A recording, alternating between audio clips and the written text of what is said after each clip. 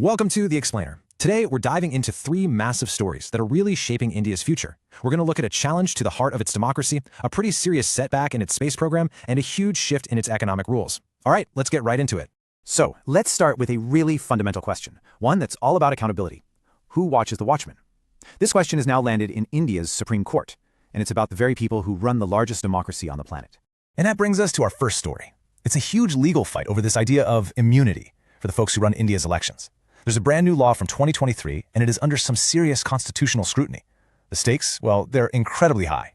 Okay, so the core of this whole debate is something called Section 16 in this new act. And get this, it gives the chief election commissioner and the other commissioners a lifelong shield. They can't be taken to court, civil or criminal, for anything they do as part of their job. For life.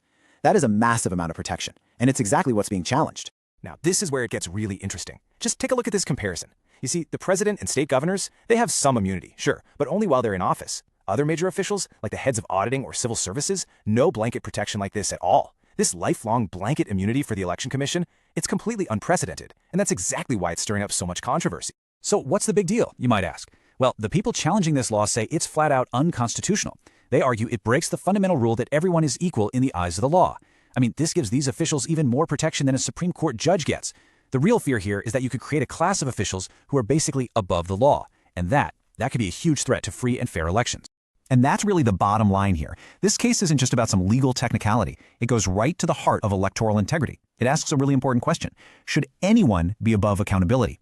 How this plays out is going to define that balance between independence and accountability for a long, long time. All right, let's shift gears completely. We're moving from the rules of democracy on the ground all the way up to the challenges of technology in the sky. We're turning to a pretty major setback for India's much-celebrated space program, ISRO. You know, India's Polar Satellite Launch Vehicle, or PSLV, has this incredible global reputation for being reliable. It's known as the workhorse of the space program. But a recent mission just failed to get its satellites into orbit. And what's really worrying is that this is the second time in a row this has happened. So what is going on with this rocket? To understand the failure, you got to understand how it works. It's basically a four-step journey into space. Stage 1 is just raw power to get off the ground. Stage 2 is for control and stability. Stage 4 is for that final delicate placement of the satellite. And then you have Stage 3. That's the one that gives it a massive, high-speed kick. The mission went off track during a really critical moment. The rocket had the initial power, it was stable, but right when it was time to really accelerate and punch its way into orbit, something failed. And there it is. The problem happened in the third stage. This solid motor is supposed to give the rocket a huge push, getting it super close to orbital speed.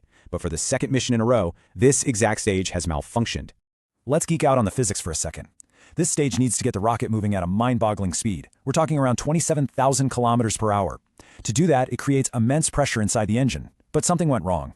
The investigation points to a sudden drop in that pressure, which basically means the engine lost its power. Without enough thrust, the rocket just couldn't fight gravity and fell short of its target orbit. And look, this is way more than just a technical glitch. It's a real hit to India's reputation in the super competitive global space market. When your whole brand is built on reliability, having two failures in a row with the same part, well, that's a major red flag for your customers. Okay, for our final story, we're coming back down to earth and landing right in the world of high finance. India's central bank, the RBI, is changing the rules for how foreign money moves in and out of the country. The RBI has brought in new rules for something called guarantees under the Foreign Exchange Management Act, or FEMA. So what's a guarantee? Well, it's basically a promise to pay someone's debt if they can't. It happens all the time in international trade, foreign investment, and big overseas loans. So why the big change? Well, the RBI is trying to untangle a whole mess of old, complicated rules. The main goal here is to create one single, clear, and consistent system for all these international guarantees. The hope is that it'll make everything more transparent and way easier to keep track of. And here's why this matters to everyone. These new rules directly affect how easily foreign money can flow into and out of India. Having clear, predictable rules makes a country a much more attractive place to invest, and that is absolutely essential for economic growth and stability. So there you have it. From the rules that govern its democracy, to the reliability of its technology, to the flow of its money, India is facing some really critical tests on a bunch of different fronts. How it handles these challenges is going to define its path forward.